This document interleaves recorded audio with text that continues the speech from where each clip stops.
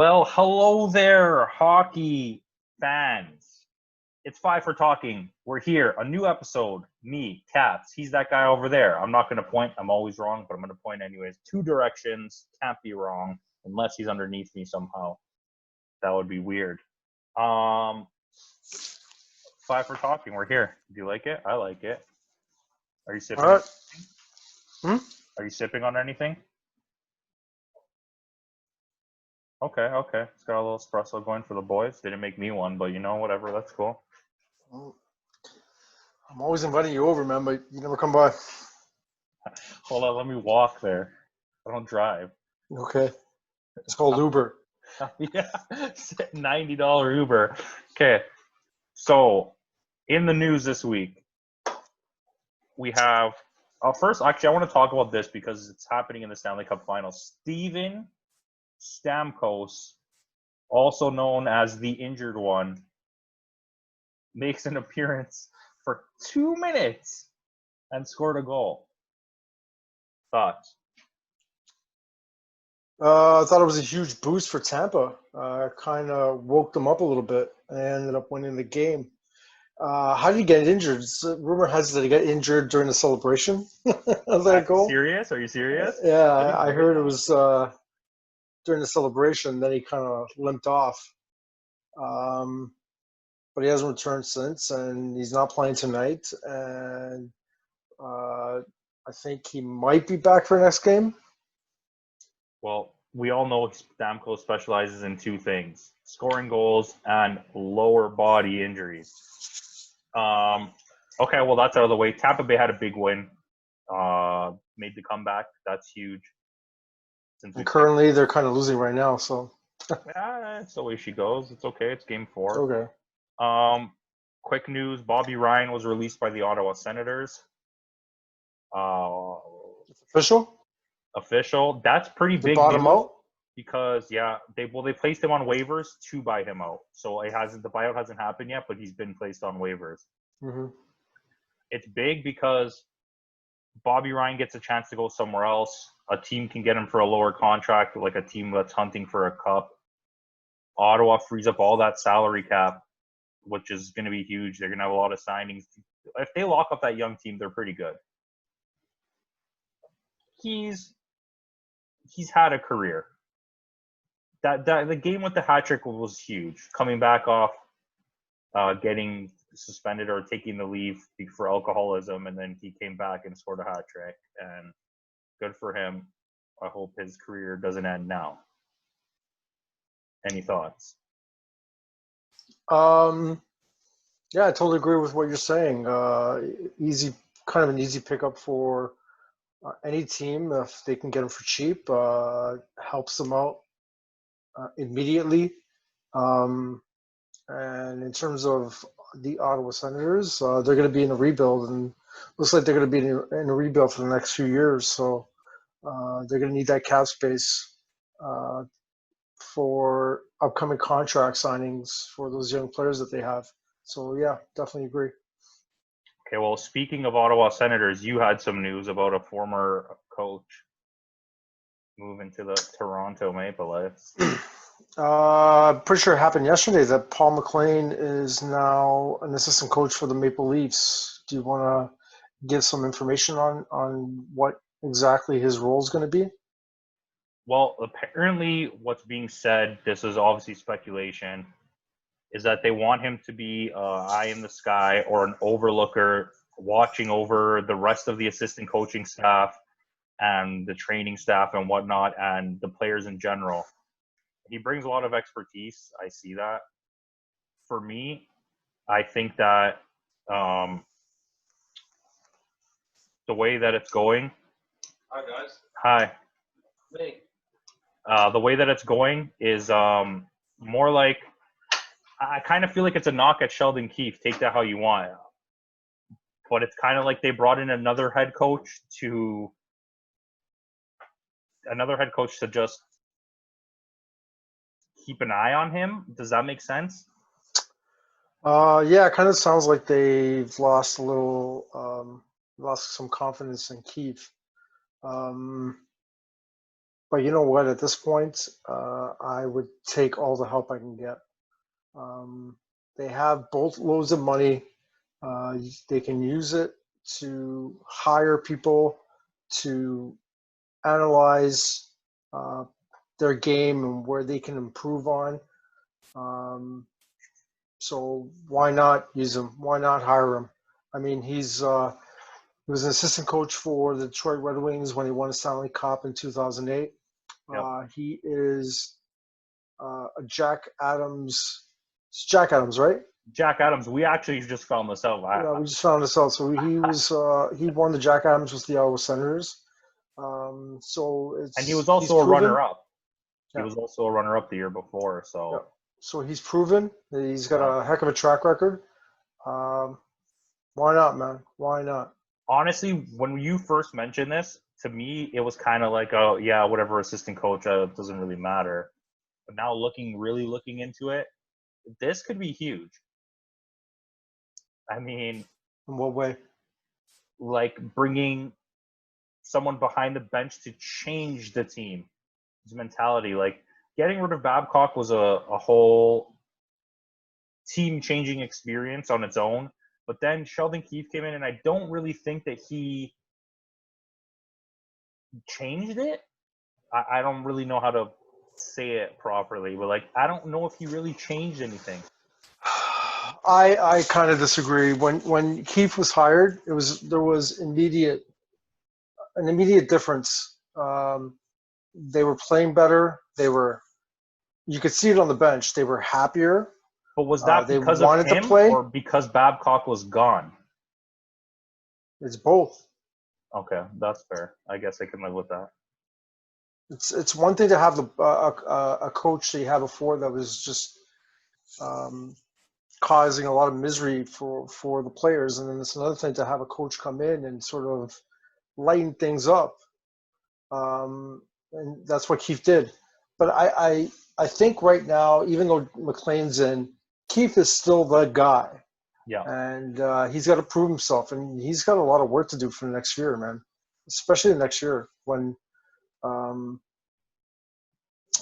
he implements the system. He's got the time to work on whatever he needs to work on, to get with the other assistant coaches and formulate a plan and put it in place and get this team going. Yep. That's it. I mean, they're going to have to make a lot of moves. Me and you already know, and even Bargle already know what's wrong with this team. Their defense sucks. Yeah. That's it. It their sucks defense from all sucks. angles. Yeah. And I think that's a pretty good segue into what the rumor mill is right now with Pietrangelo. I don't know if you wanted to comment on the last question, but good. Pietrangelo has made comments where he's open to signing with another team, and rumor has it is Pietrangelo has a list of teams, and on the top of that list is the Toronto Maple Leafs. My question to you is this a good thing? Is this a bad thing? Do you see it happening? I don't not see it happening. I think it's a possibility. How are they going to do it? I don't know. Well, doing it aside, I think it's a positive thing, except for the fact that we know how Leafs fans are. If somehow they don't pull this off, it's going to be the whole season is going to be like, well, because we didn't get Pietrangelo, and they're like, I don't want that. But realistically, I would love to have him. Why not? He brings what we need to this team. How are they going to do it? I don't know. I don't care. It's official though, from the last thing I read, that he is not going to re-sign in St. Louis. Yeah. So we know he's leaving, which is already, that to me as a hockey person who does this for on my free time. That's a huge thing. That Pietrangelo is going to go to another team. A lifer in St. Louis, a captain, a Stanley Cup winner, probably the best defenseman, arguably. Okay, let's Chris Pronger, Al McInnes, but right. It's a a situation that's similar to Tavares, right? Yeah, A lifer in with the Islanders, a captain. I don't think this is a hate situation though. No. I think that Tavares he made it clear from day one, Petrangelo, as we know now, that I'm not coming back. Tavares was like left it hanging for so long and then pulled a LeBron James and like, well, I'm going to South Beach, except it was Toronto. I'm just thinking about long term what it does. I mean, it's going to cause a lot of cap issues with the Leafs, but then again, on the flip side, uh, I think he'll have a positive impact on the newcomers, the rookies, the entry level contract guys that are coming up, like Timothy Liljegren and Sandin. Excuse me. Yep. I think that'll be a positive thing for them as well. I agree. They can learn from this guy and take things from him and to improve their game.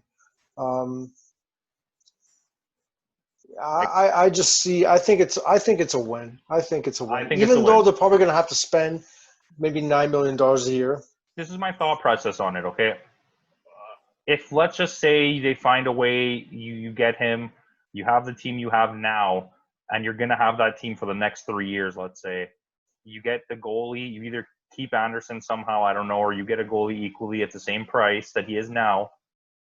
Who cares what they spent, really? Because that's the team that you want to push forward. If it fails, then go full rebuild.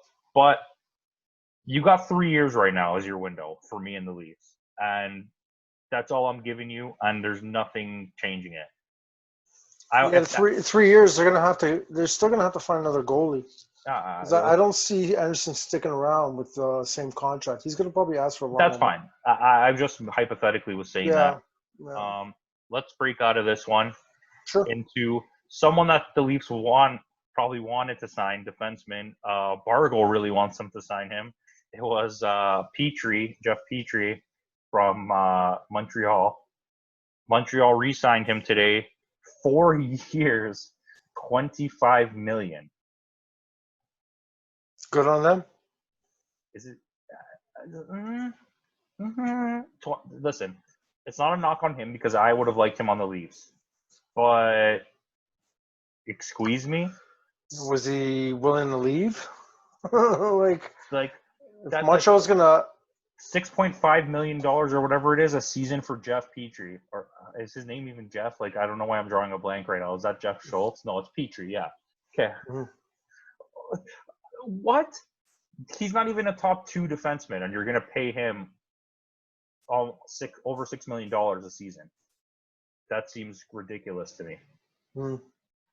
Well, they offered him the money. He took it. I'm fine. I don't think he's probably going to. I don't think he's going to get that kind of money anywhere else. So. I don't think so either. So good on him. I'm happy for him. I'm happy. Montreal, do your thing.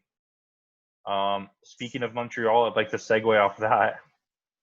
Patrik Laine is coming back up again with his being moved. Now I'm not lying. I went to a lot of sites, like every insider hockey site, ESPN. Sorry, I don't know if it was ESPN. Sorry, The Score, Sportsnet, TSN, Hockey News. Like I was going through it. I probably did like 8, and the top 3 teams that keep popping up every time, like it's always these 3 teams: Montreal, Carolina, and Winnipeg. I mean.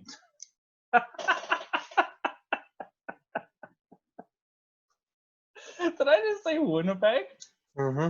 Calgary. Calgary. Yeah, Calgary. It's Calgary. Sure? Yeah. Yeah. I've heard of the Montreal rumors. I said Winnipeg. I know. I heard of the Montreal rumors, and I think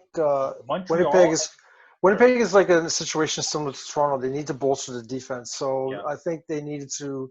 Apparently they need. I think the second line center is what they really need as well. So they need to move some cap space. That's hilarious. I can't believe I said Winnipeg. No, but Montreal and Carolina are always number 1 or number 2. Always. Calgary is just popping up on the list. I would say the 3rd most, but like sometimes they're the 5th team or the 3rd team. But 1 and 2 is always Montreal and Carolina. I think if Carolina can get Laine for not much, like just like draft picks, that's a huge score. Montreal getting Laine makes them a more dangerous team, but I still don't think they're a dangerous team to begin with. I disagree with that. I mean, based on what they did in the playoffs, or they played well, man. They have the ability to play well, and they're young, so they can develop into a really, really good team. And they showed signs of it in the past year. But if I gave you two teams on paper and said add Laine to one of these teams, who looks scarier, Carolina or Montreal?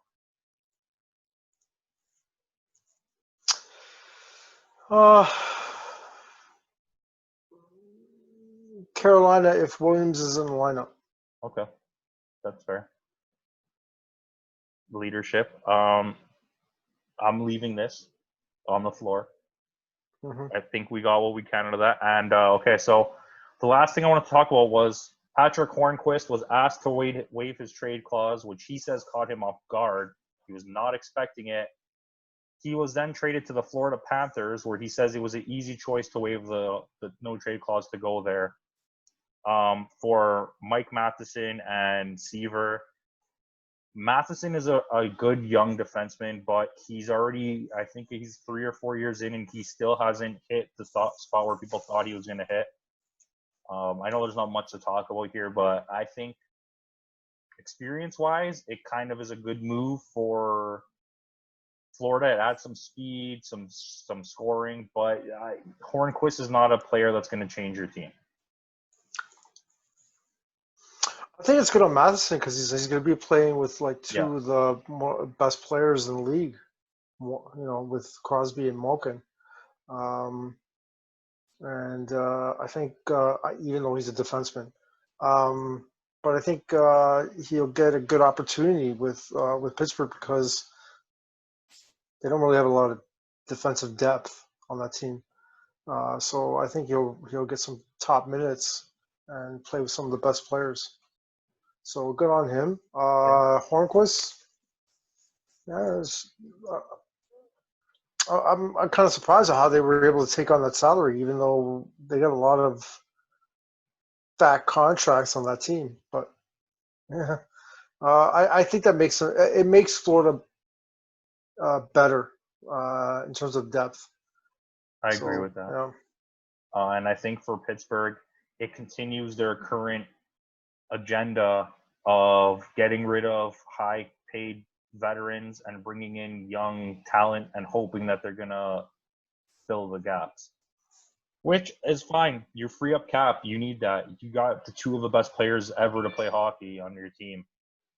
Do you think they'll have a trade, one or the other?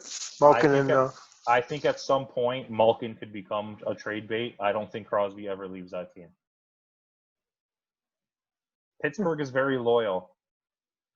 They got rid of Yager, but I'm pretty sure Yager wanted out. They never even attempted to move Lemieux ever. Because he's part owner. I guess, but not at that early stages, but I get it. Anyways, that's all I have. You have anything else? Nope. All right. Okay, let's wrap this up, guys. Thanks for watching 5 for Talking. One of the episodes, 21,252. Like, comment, subscribe. Caps, you want to tell them anything else? Comment. Throw some questions up. Throw a like up. Subscribe up. Yeah, that's right. I said it. Share on any social media platform. Yeah, tell your friends. Tell your mom. Tell your friends. Tell your mom. Yeah, tell everyone. All right, tell your nonna. Maybe she'll watch. Tell your Zio and Zia. All right. Well, anyways, that's it. Goodbye.